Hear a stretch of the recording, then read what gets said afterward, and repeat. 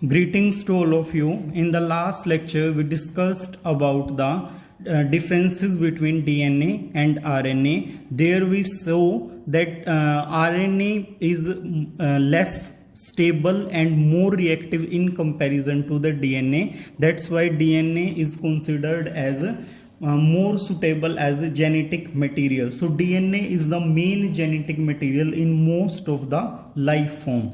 So DNA has a special property that is of self replication. It means DNA will form itself by itself. अपने आप ही खुद को बना लेता है, अपने जैसे जो और डीएनए है उनको बना लेता है. दैट इज वाई इसको सेल्फ रेप्लिकेटिंग बोलते हैं. डीएनए किसी के ऊपर डिपेंड नहीं करता नए डीएनए की मॉलिक्यूल की सिंथेसिस के लिए. उसके अंदर ही ऐसी प्रॉपर्टी है कि वो अपने आप को दोबारा रिक्रिएट कर लेता है. इस प्रोसेस को हम बोलते हैं DNA replication.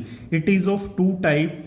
Auto catalysis means DNA to DNA. अगर डीएनए से डीएनए बन रहा है then it will be known as autocatalysis. अपने आप की ही फॉर्मेशन कर रहा है. So this will known as replication. Second property of DNA is that heterocatalysis, in which DNA will form the RNA and in turn RNA will form the protein. But formation of formation of RNA from the DNA, that is known as transcription.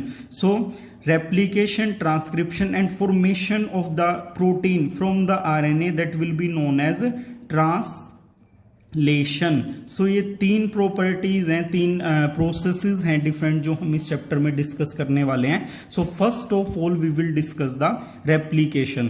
सो कोई भी process biological system में हो रही है, we will need some enzyme for that process. So we will be discussing about the different enzymes participating in the process of replication. So first enzyme which will participate in the replication और will help in the replication, that is helicase. It is helicase. So अगर आप याद करो तो क्या होते हैं, DNA is double helical. उसके अंदर डबल हेलिकल क्या बताया था, एक जैसे स्टेयर केस होता है, स्पाइरल सीढ़ियां होती हैं जो स्टेयर केस होता है, उसके अंदर क्या होता है, सीढ़ियां से घूमती हुई नजर आती हैं लेकिन वो कहीं पे एक्चुअल में मिलती नहीं है. तो हेलिकल मतलब एक स्प्रिंग लाइक स्ट्रक्चर होता है डीएनए का. तो उनको उसके लिए हेलिकेज, क्योंकि जब आपको डीएनए मॉलिक्यूल बनाना है उसके अंदर पूरी इंफॉर्मेशन है डीएनए के अंदर अपने आप के लिए, तो उन स्ट्रैंड को आप अलग करोगे तभी नया डीएनए बन पाएगा. तो ये उनको ओपन करने के लिए जो दो स्ट्रैंड है, ये आप डिटेल में डायग्राम जब मैं दिखाऊंगा आप समझ जाएंगे. तो यहाँ पे क्या है, open the helical structure of DNA और unwind the two strand by breaking the hydrogen bond. तो अगर आप यहाँ पे याद करें, ये दो डीएनए के स्ट्रैंड हैं, सपोज कीजिए स्पाइरल फॉर्म में होते हैं, इनके बीच में यहाँ पे बेस पेयर और वहां क्या होता है, इधर से भी बेस पेयर और बीच में ये हाइड्रोजन बॉन्ड. तो इन हाइड्रोजन बॉन्ड को तोड़ के ऐसे क्या करेगा, ये हेलिकेज यहां से रन करेगा हाइड्रोजन बॉन्ड को तोड़ते हुए. इससे क्या होंगे, ये अनवाइंड दो स्ट्रैंड अलग अलग इस प्रकार से आपके हो जाएंगे. This is the function of helicase.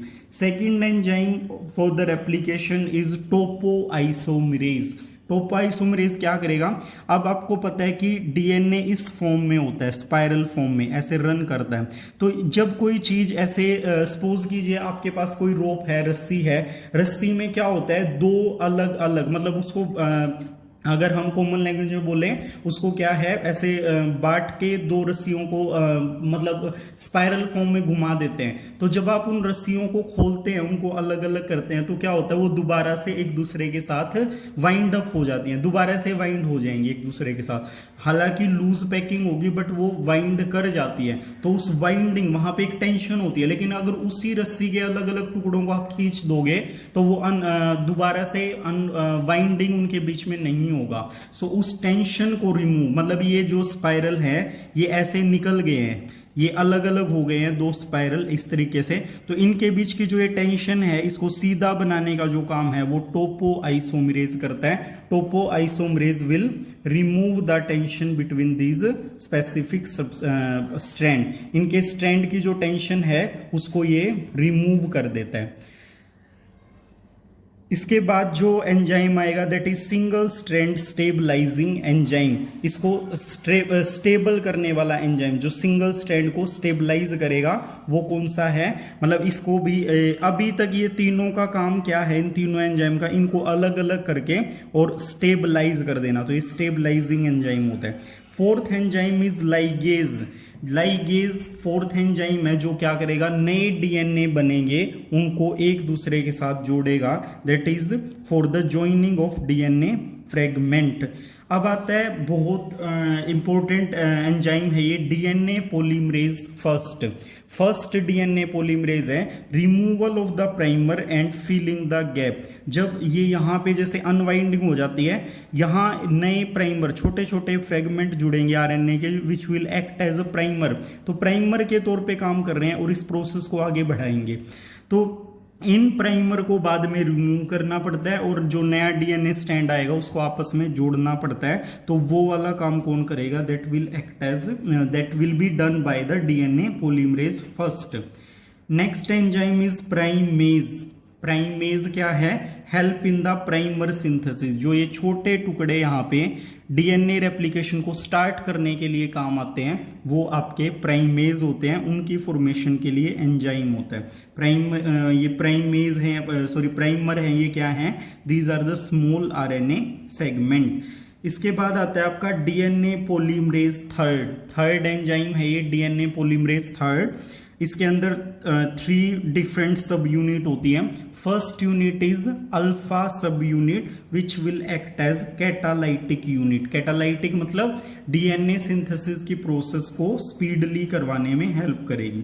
दूसरी होती है एपिलोम यूनिट, ये इसका साइन होता है, this will do the proof reading. Proof reading का मतलब होता है कि उसकी जांच पड़ताल करना, आप जो नया डीएनए स्टैंड बना रहे हैं वो सही है या नहीं है। तो सेल के अंदर ये मैकेनिज्म होता है प्रूफ रीडिंग का, अगर ये नहीं होगा तो डीएनए किसी भी फॉर्म में बन जाएगा और वो हार्मफुल होता है, उसके अंदर म्यूटेशन क्रिएट हो जाएगी।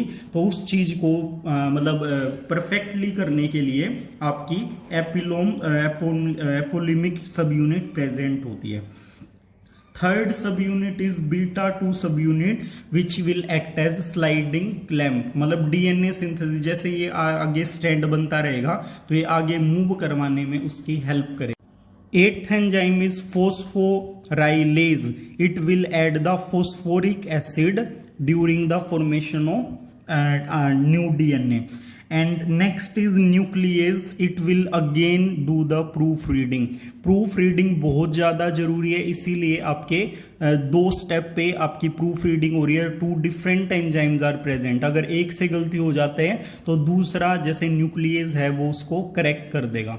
क्योंकि प्रूफ रीडिंग इसलिए जरूरी है क्योंकि आपका जो भी फिनोटाइप है, जीनोटाइप है, बॉडी की फंक्शनिंग है, अपीयरेंस है, that is all depending on the gene and those gene are present on the DNA. So अगर डीएनए में छोटी सी भी गड़बड़ हुई तो क्या हो जाएगा, आपकी बॉडी का पूरा मतलब कहीं भी कोई भी शार्प इम्पैक्ट उसका आ सकता है या लिथल भी हो सकता है इवन वो, इसीलिए प्रूफ रीडिंग की इतनी ज़्यादा जरूरत होती है। Now we will be discussing the process of replication, की रेप्लिकेशन की प्रोसेस किस प्रकार से कैरी आउट की जाती है। So first step of the process of replication is activation of DNA nucleotide. Nucleotide I told you that nucleotide क्या होता है, it is base plus sugar plus phosphate. सबसे पहले base purine, pyrimidine, A, T, G, C, ये सब होते हैं bases. Sugar DNA के केस में डीऑक्सीराइबोस शुगर होती है, और पी का मतलब क्या है, फोस्फोरिक एसिड या फोस्फेट मॉलिक्यूल। तो इन न्यूक्लियोटाइड को एक्टिवेट करना पड़ेगा first of all to perform the replication. So पहले क्या होते हैं, ये मोनोफॉस्फेट इनके साथ जुड़ा हुआ होता है, इसलिए इसको एडिनो साइन मोनोफॉस्फेट, एडिनोसाइन ये आपका थाइमीन है, सॉरी थाइमिडीन मोनोफॉस्फेट, इस तरीके से AMP, TMP, CMP and GMP ये आपके इनएक्टिव फॉर्म में है। यहाँ पे ये एंजाइम जो 8th नंबर पे मैंने डिस्कस किया था फोस्फोराइलेज, ये इनके अंदर क्या करेगा, फोस्फेट ऐड करके इनको एक्टिवेट कर देगा। तो ये कन्वर्ट हो जाएंगे, आपके 2 फोस्फेट मॉलिक्यूल इनके साथ और जुड़ जाएंगे, ATP, TTP, CTP and GTP. These all all are activated nucleotide, ये आपके एक्टिवेटेड न्यूक्लियोटाइड हैं। और जब भी आप डीएनए बनाओगे तो आपको न्यूक्लियोटाइड चाहिए, because DNA is the polymer of nucleotide. जब आपके पास न्यूक्लियोटाइड अवेलेबल होंगे तभी आप एक नया स्ट्रैंड बना पाओगे।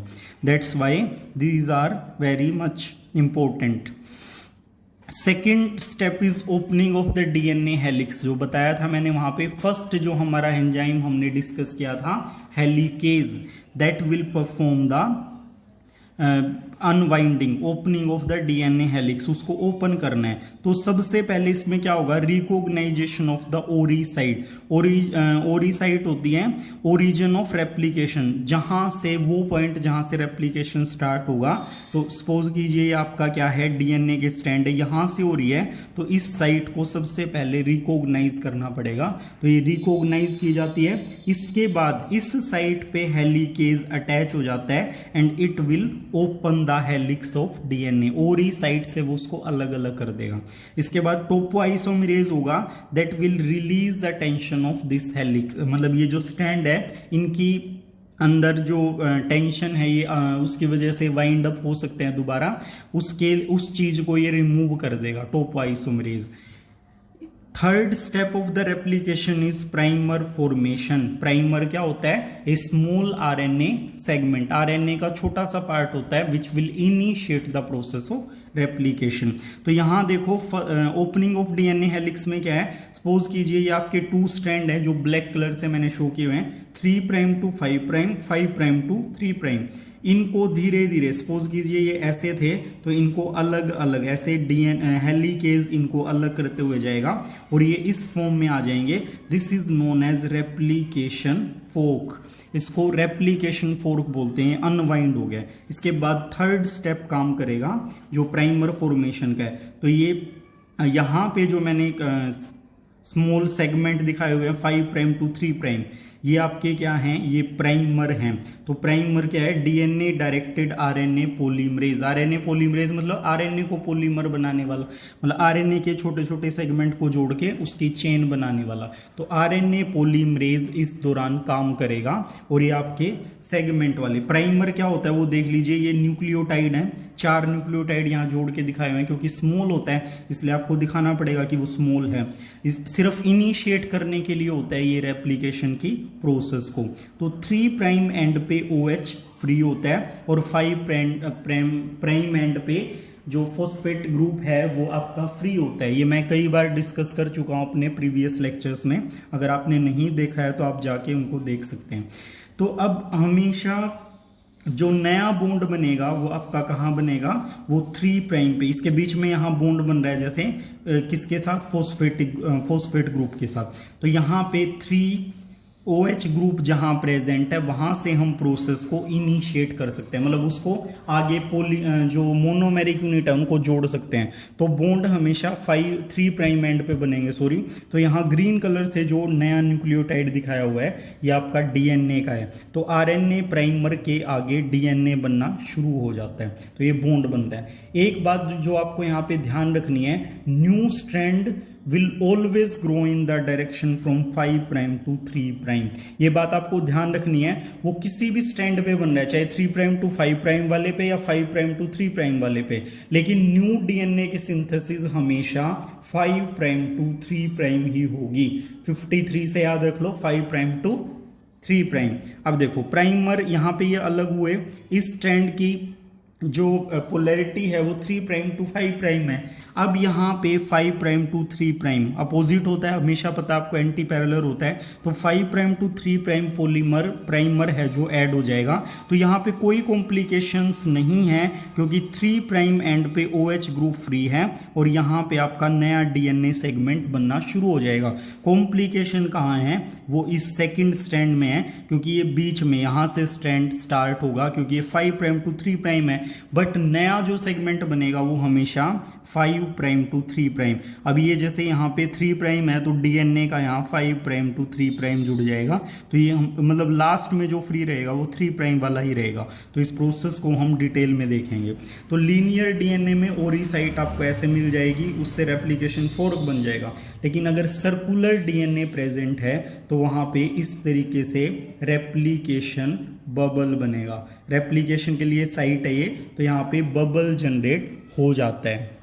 Replication step is the 4th step. तो यहाँ आप देखिए इसके अंदर क्या हो रहा है, ये जो हम रिकॉल कर लेते हैं अपने अभी जो हमने डिस्कस किया था, ये डायग्राम मैंने दोबारा ड्रॉ कर दिया है कि यहाँ पे क्या है, ये 5 प्राइम टू 3 प्राइम यहाँ तक दिस इज प्राइमर, ये आपका प्राइमर जुड़ चुका था। इसी तरीके से यहाँ पे बीच में कहीं क्या हो गया, प्राइमर जुड़ गया, जो आपका किस डायरेक्शन में है, ये 5 प्राइम टू 3 प्राइम डायरेक्शन के अंदर है। तो अब इस स्ट्रैंड पे क्या होगा, आपके डीएनए न्यूक्लियोटाइड इस तरीके से जुड़ते जाएंगे और उनकी डायरेक्शन 5 प्राइम टू 3 प्राइम है। इसके साथ क्या होगा, अब यहाँ पे 5 प्राइम टू 3 प्राइम है, 3 प्राइम पे OH ग्रुप फ्री है, इसलिए यहाँ पे ये 4 जो मैंने ग्रीन कलर से शो किए हुए हैं डीएनए के न्यूक्लियोटाइड यहाँ पे जुड़ जाते हैं। तो आप देख रहे हो कि नया डीएनए जो बन रहा है वो हमेशा 5 प्राइम टू 3 प्राइम की डायरेक्शन में ही फॉर्म हो रहा है। अब क्या होगा, ये प्रोसेस ये नहीं है कि ये अलग अलग चलती है, एक बार कंप्लीट होगी उसके बाद दूसरी प्रोसेस शुरू होगी। दीज विल गो साइमल्टेनियसली, एक दूसरे के साथ ये चलती रहती हैं। एक प्रोसेस वहां चल रही है, दूसरी भी साइड में चल रही होती है। तो जैसे ये स्ट्रैंड यहाँ बन रहे हैं तो इसकी आगे अनवाइंडिंग भी साथ साथ चल रही होती है। तो नेक्स्ट स्टेप में हम देख लेते हैं, यहां तक हमने देख लिया था, ये वाला पॉइंट हमारा कंप्लीट हो गया था, इधर वाला ये, और ये भी बन चुका था इस डायरेक्शन में, ये बन रहा था इस डायरेक्शन में। अब क्या हो रहा है, ये नया पोर्शन हमारे सामने खुल के आ गया, ये अनवाइंड हो गया, ये इतना पोर्शन न्यू वाला। अब क्या होगा, इसमें कोई कॉम्प्लिकेशन अगेन नहीं है, 5 प्राइम टू 3 प्राइम फिर से इसके अंदर न्यूक्लियोटाइड जुड़ते जाएंगे। तो ये रेड कलर से जो दिखाए हैं ये न्यू डीएनए के न्यूक्लियोटाइड यहाँ पे जुड़ गए हैं, जो आगे बाद में अनवाइंड हुआ था। अब देखिए यहाँ पे प्राइमर और ये वाला स्टैंड बन चुका था, अब ये नई साइट यहाँ पे ओपन होके आई है, तो ये डायरेक्शन हमेशा 5 प्राइम टू 3 प्राइम ही रहना है, इसलिए यहाँ पे नया प्राइमर जुड़ा जिसकी डायरेक्शन 5 प्राइम टू 3 प्राइम है। अब 3 प्राइम से फिर ये रेड कलर के जो न्यूक्लियोटाइड हैं डीएनए के, ये इसके साथ जुड़ते जाएंगे। तो बीच बीच में आप देख रहे हो इस प्रोसेस में क्या हो रहा है, ये डिसकंटिन्यूअस प्रोसेस है और इसमें कहीं कहीं पे क्या है, एक स्पेसिफिक इंटरवल पे यहाँ प्राइमर जुड़े हुए हैं। अब लास्ट स्टेप में देखो क्या होगा, ये कंप्लीटली अनवाइंड हो जाएंगे इसी तरीके से प्रोसेस करते हुए, तो ये बिल्कुल अलग हो चुके हैं।